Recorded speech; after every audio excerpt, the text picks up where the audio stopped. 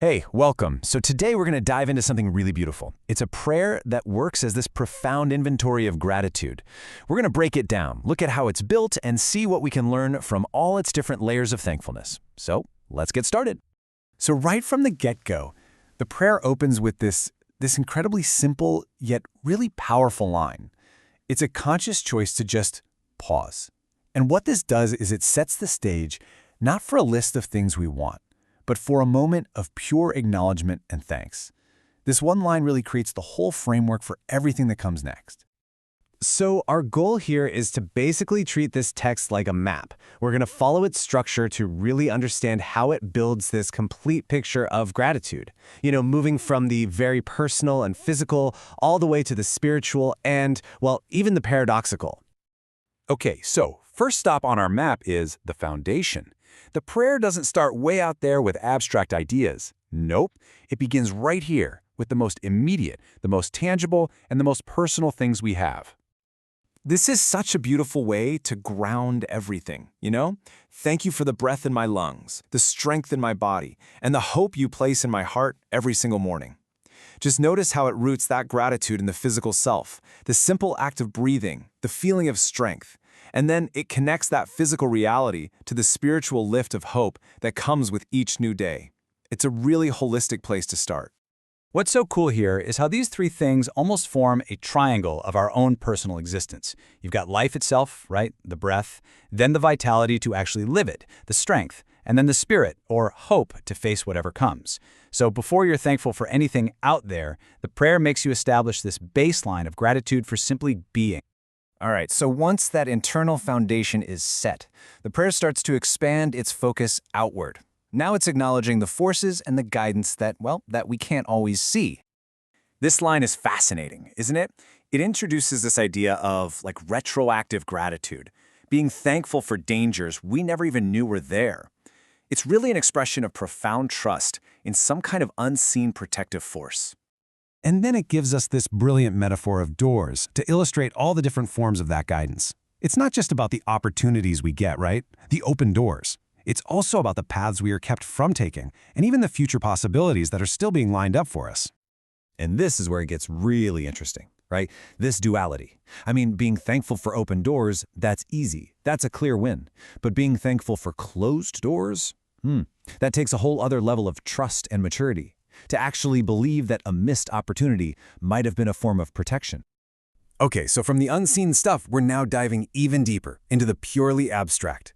This next part of the prayer gives thanks for three core spiritual concepts, and it defines them in these really direct, personal ways. So the first gift is forgiveness. The prayer doesn't get into some complex theological definition. Instead, it just uses this powerful, simple image, a slate wiped clean. So forgiveness is framed as this total reset, a way of dealing with our past. All right, so if forgiveness takes care of the past, mercy is all about the present. The prayer defines it as something that shows up fresh every single day. It's not some one-time gift, it's this continuous, renewable source of compassion. And that brings us to the final piece, grace. And this is defined as the force that enables our future. It's like the spiritual fuel that lets a person go way beyond their own limits. So you see, forgiveness, mercy, grace, they've got the past, present, and future totally covered. Okay, so we've gone from the inside out, from the unseen to the spiritual, and now the prayer expands that circle of gratitude one more time.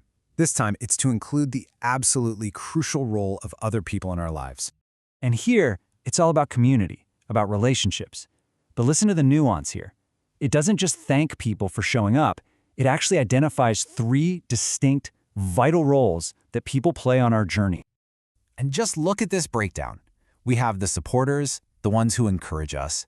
We have the companions, those who walk beside us. But the really insightful part? It's the inclusion of those who challenge us.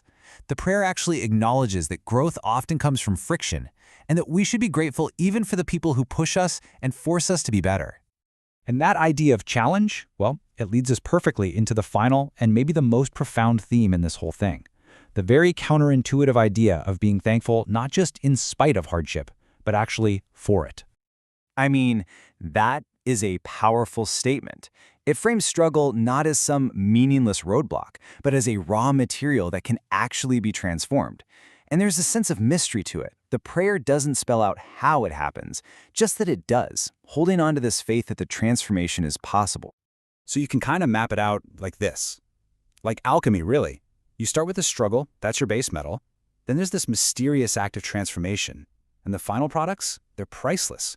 Strength to keep going, wisdom to learn from it, and a testimony, a story you can share that might even help someone else.